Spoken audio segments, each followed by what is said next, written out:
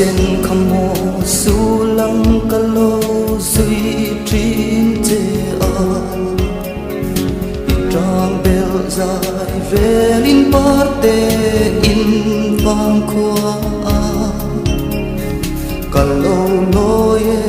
i bel run lệ sung tual thirin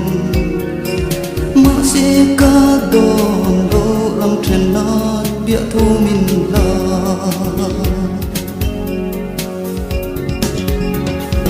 engam ca ton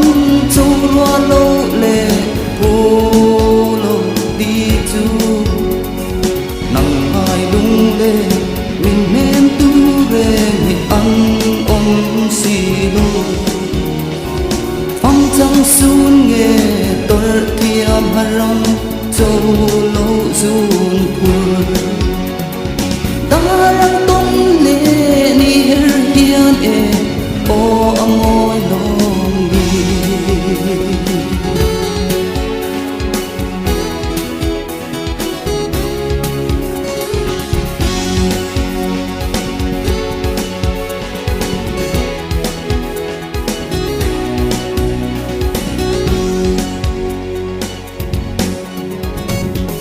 darang katon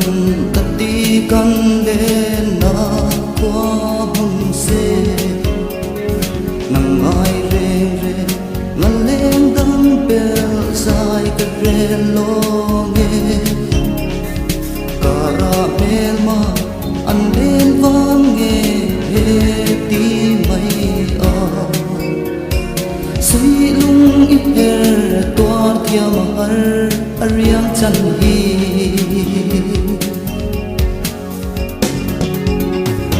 engam ka ton chu ro lo le pu lo đi chu nang hai lung le min men tu re ni ăn om si lo phong trăng sun nghe